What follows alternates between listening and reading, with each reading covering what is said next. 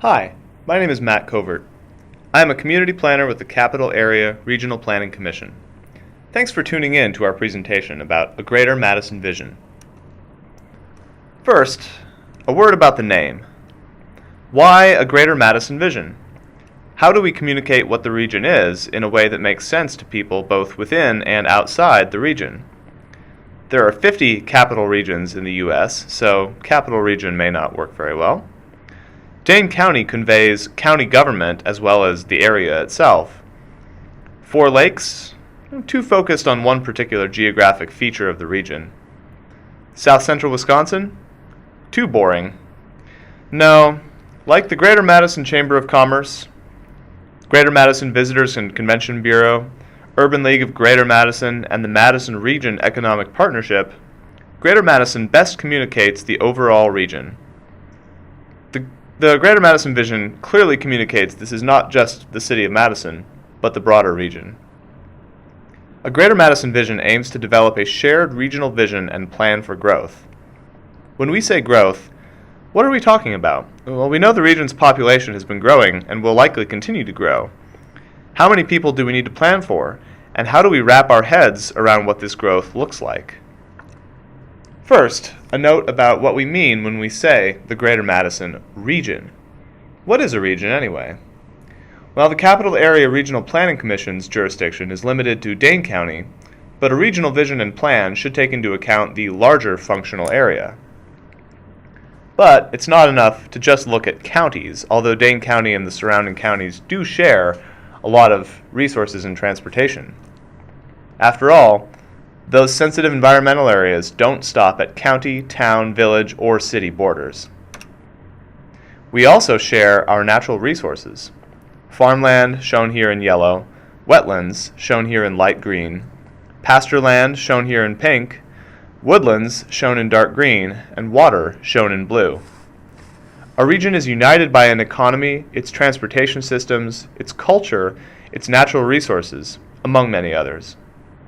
Many of the numbers we refer to here concern Dane County, but we understand the importance of considering the broader regional perspective. Now that we've discussed what we mean when we talk about the Greater Madison Region, let's return to the subject of growth and development. Here's one way to conceptualize what a really large number of people looks like. I suspect many of you have been here, or at least know where this is, right? This is Camp Randall Stadium at the University of Wisconsin-Madison. How many people do you think attend a typical home football game? That's right, about 80,000. The region is poised to add that number in only 12 years' time. So let's do a thought experiment and imagine that 12 years have gone by. These 80,000 people represent the new population that we can expect in the region. That's both people who've moved here and new residents who've been born. It's 2029, 12 years from now. Kids who were toddlers when we had this discussion are getting ready to graduate from high school, and middle school kids are starting their careers. The game is over, celebrating is done after a Badger win, and people head home. Where will those homes be? 80,000 people are likely to need a little more than 36,000 homes. Some will head to homes like these. Traditional single-family homes that we might think of when we think about houses. Who is likely to live in these types of homes? Well, generally, families with kids, which represents about 20 to 25% of all households. Others may head to homes like these, perhaps empty nesters or retirees. This is a rapidly growing portion of the population. And others still head to homes like these, perhaps young folks just starting out looking for a place to rent or a starter home, or single-person households, the fastest growing portion of the household population. The main point is that our 2029 Badger fans, or more abstractly speaking, new residents, will need a wide variety of housing options. The next morning, these 80,000 people wake up and it's time to go to work. Where will they work? What kinds of places will they work? And how will they get there? Well, the data tell us now that of those 80,000 people, about 48,000 will probably be in the labor force, meaning they are employed or looking for work. and most will work in service, retail, finance, business services, education and health services, and leisure and hospitality. The types of jobs that take place in buildings designed for people to interact with each other and with technology. Perhaps increasingly more of the latter than the former? What will it take to house these jobs? Well, let's estimate that 40,000 of those 48,000 will probably work in an office-type setting.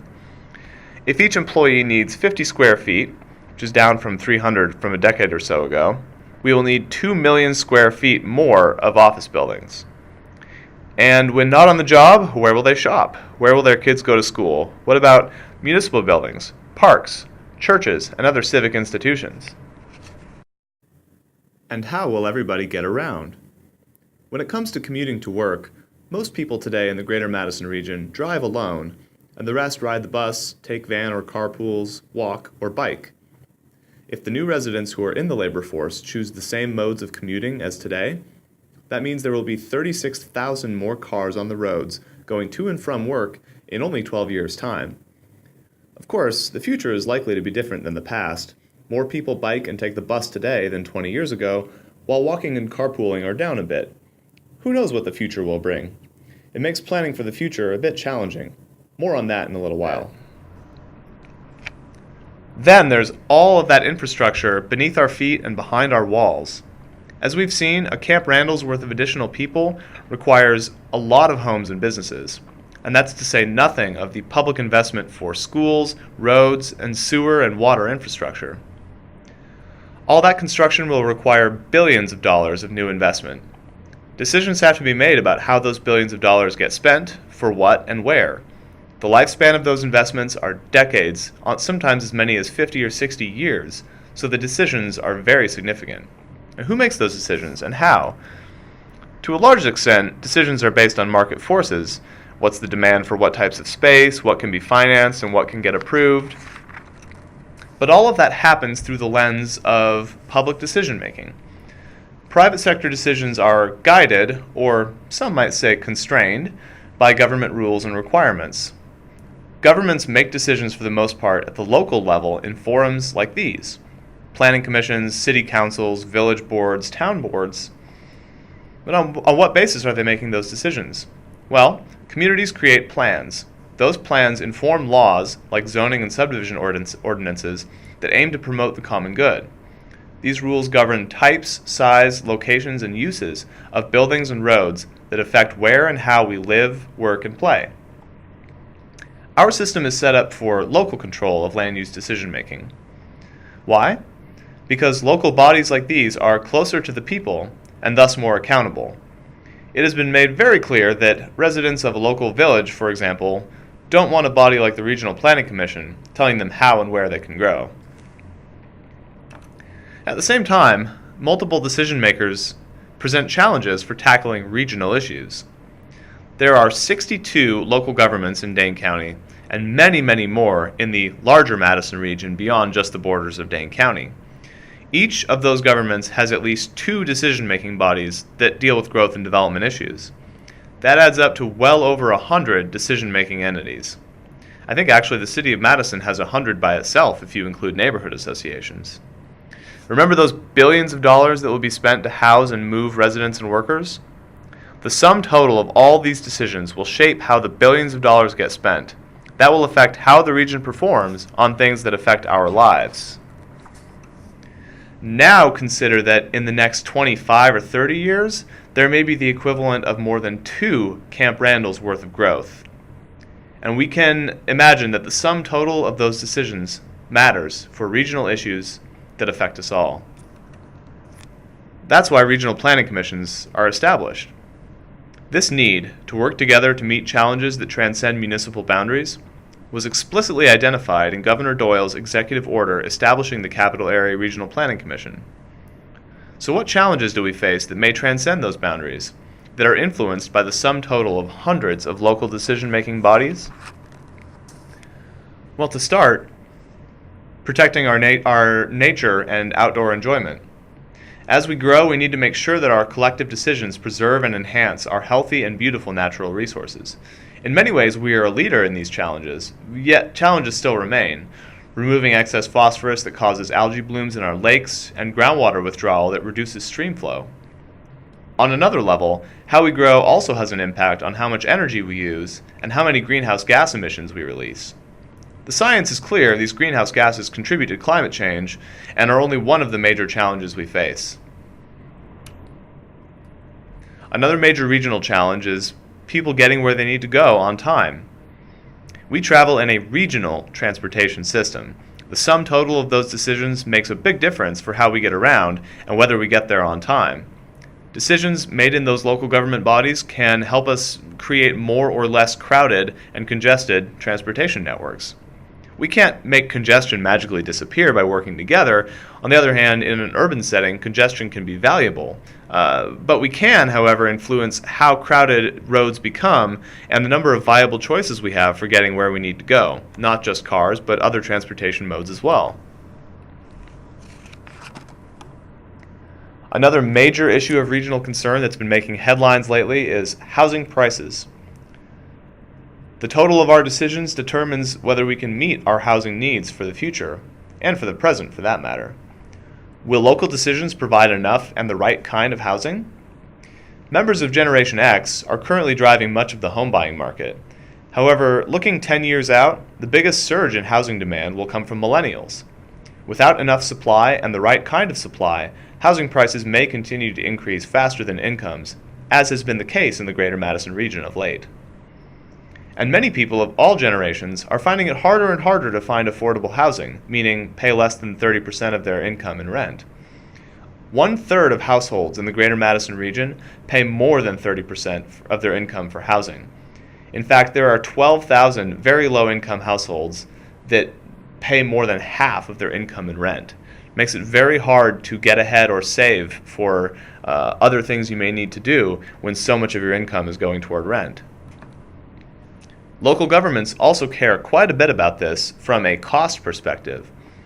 Keeping infrastructure costs manageable is of great importance to local governments, and how the region grows affects how many miles of roads and pipes we need to build and maintain the infrastructure that provides our quality of life. In the Madison region, a CARPC analysis from a few years ago found that a more efficient pattern of growth in the Middleton-Westport area, so just on the north side of Lake Mendota, would save approximately $12 million in road costs over a 25-year period compared to the costs of implementing existing plans for suburban-style development. Something that employers and employees care a great deal about is access to good jobs and access to skilled workers. We are very fortunate to have a pretty robust regional economy here. Business growth brings jobs, economic opportunities, and tax revenues for schools and amenities. Decisions about how the region grows will make a difference about how readily workers can access new jobs and how readily companies can access qualified workers. Most employment growth happens in areas at the edges of cities and villages because those are the sites that companies seek for ease of access, transportation, land prices, and a variety of other reasons. At the same time, those who cannot or prefer not to drive have difficulty getting to new jobs. There are some companies in the region that report difficulty attracting and retaining workers. In other regions, companies are locating in central city locations because it's easier to attract workers who want those locational amenities. Think of Amazon in Seattle, for example. Will our region be competitive for those skilled workers as we grow? Today, people of color make up about 20% of Dane County's population. In 1990, they were only 7%. In fact, fully half of the population growth in Dane County since 1990 can be attributed to people of color. By 2050, that share will probably exceed 30%. Will we grow in a way that creates opportunities for great education, jobs, and a healthy environment in all communities for all people? Put another way, if the fastest growing populations experience continued lack of access to opportunities like good jobs and are unable to fulfill their potential and fully contribute to the community, then the region as a whole loses out. Agriculture is a major part of our region's culture and identity, and still makes up a large proportion of our economy as well. Local decisions make a difference for preserving farms and agriculture. Homes, workplaces, shops, roads, and other infrastructure for those 150,000 new residents and around 100,000 new employees all require land. How much will go in areas that are already developed, and how many will require new land usually farmland on the edge of existing communities. How can we make sure to keep a critical mass of farmland needed for a strong agricultural economy that supports jobs, healthy local food, and our cultural connection to the countryside? Back to our regional identity theme. As the new residents move from home to work and elsewhere, how will they get from place to place? We are all tied together by the transportation we use. We often live in one place, work in another, shop in yet another, take our kids to soccer games in a fourth, and have friends, perhaps in an entirely different community. So we are all tied together by how we get around. We also share landscapes and resources.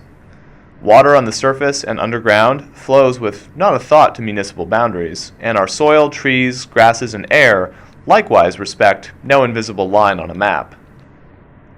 We are also connected by our economy.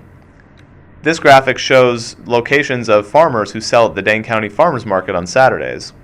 These farmers come every week into Madison to sell their goods at the market, and that's just for one market. Think about all the other farmers markets that have cropped up all around the region, including places like Spring Green, Evansville, Watertown, New Glarus, you name it. There's farmers markets everywhere, and this is just one small slice of one sector of the economy. We are clearly all tied together by where we choose to spend our money. So we've seen a range of challenges that transcend municipal borders. How can we ensure that local decisions, plans, rules, and investments result in a great region going forward? We need to work together as a regional team, if you will, to draw out the football metaphor a little bit more. Different communities may be different parts of the team, but if we don't share the same playbook, we don't accomplish our shared goals. Like a team to succeed, we need to A, have common goals, B, work from the same game plan, and C, communicate effectively. The first step is having a regional, shared vision and plan. As Vince Lombardi put it, individual commitment to a group effort, that is what makes a team work, a company work, a society work, a civilization work. Or to paraphrase, community commitment to a regional effort is what makes a region strong. Now, the public gets this. In a recent survey conducted for A Greater Madison Vision, 75% of area residents said that it's very or extremely important that the region have a vision or long-range plan to deal with growth and make the quality of life better. However, most people, 55%, also said the region's not doing a very good job when it comes to planning and preparing for growth. That's why we launched A Greater Madison Vision, to bring people together, to create a shared long-term vision and plan, to guide public and private decisions about growth of the region, to improve quality of life, economic opportunity, and the natural environment for everyone. Why, you may ask, is the Regional Planning Commission facilitating A Greater Madison Vision? Because the 9 RPCs in the state are charged to make and adopt a master plan for the physical development of the region. The law also states that the functions of the Regional Planning Commission shall be solely advisory to the local governments and local government officials comprising the region. To emphasize the purpose of regional planning commissions, CARPC recently adopted a mission statement that reads, "The Capital Area Regional Planning Commission facilitates the creation of a shared vision and regional plan with our communities. We support communities in making vital decisions that strengthen our region." This was the outcome of a 9-month strategic planning process where the Commission members and staff identified the need to shift focus from being the urban service area agency to being more of a broader regional planning agency. This shift involved launching A Greater Madison Vision as well as reforming the urban service area amendment process. How did we do this? Well, based on the experiences of Envision Utah in the Greater Salt Lake region, we formed a steering committee of a few dozen leaders from business, government, and nonprofits, from big and small cities, villages, and rural towns, that guides this work.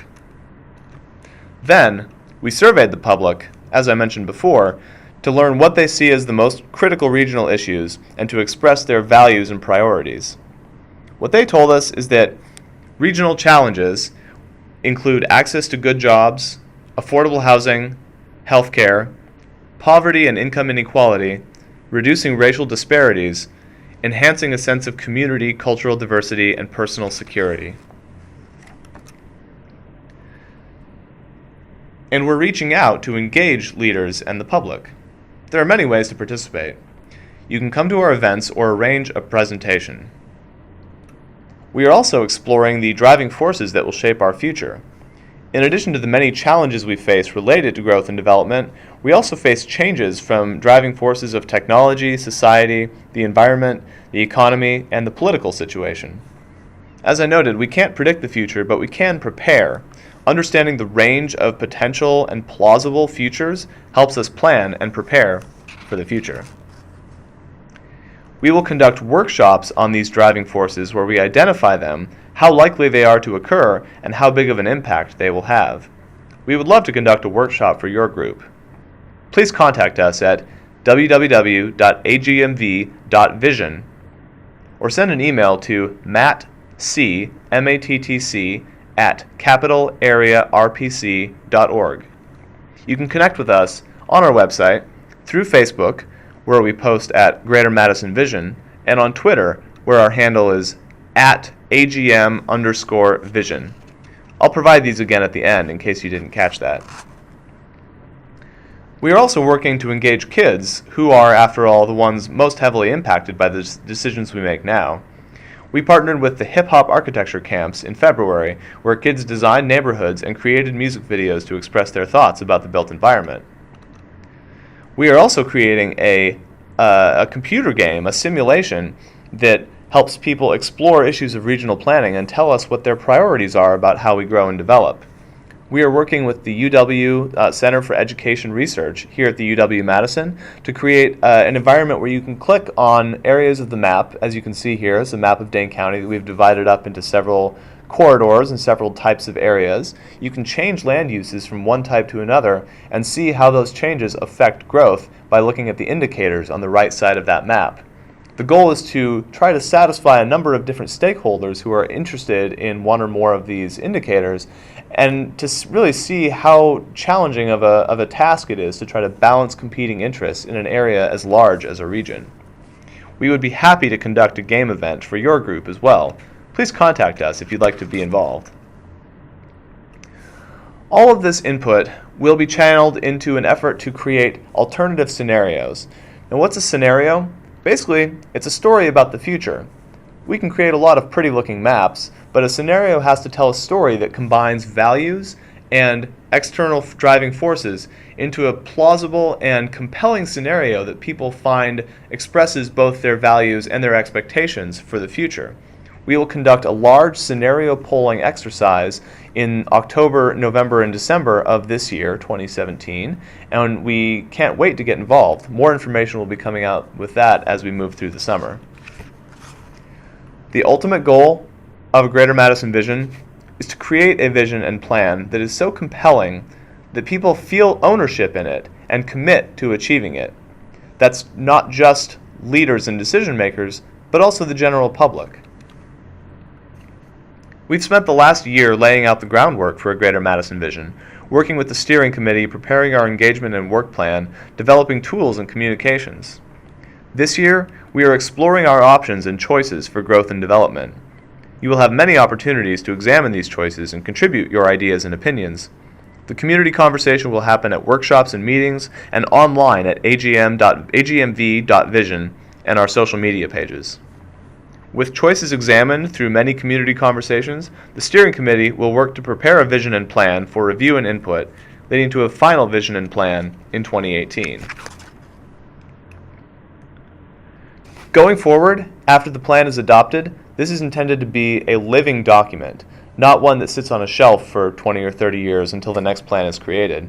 The steering committee is crucial to this because they can champion projects, initiatives, and investments that further the goals and visions identified in the Greater Madison Vision process. Please join us. Your voice is extremely important. Go to agmv.vision to explore the region, explore recent trends and data, get engaged through our social media, and read the latest posts about regional planning. Sign up for our newsletter to receive periodic updates. Don't worry, we only send about 1 to 2 emails a month. Like us on Facebook, Greater Madison Vision. Follow us on Twitter at AGM_Vision. Take our surveys, play our computer game, and attend a public workshop or meeting. Or you can work with us to host a Driving Forces workshop or a presentation similar to this one at your place of business. Thank you so much. We appreciate your time, and we look forward to hearing from you.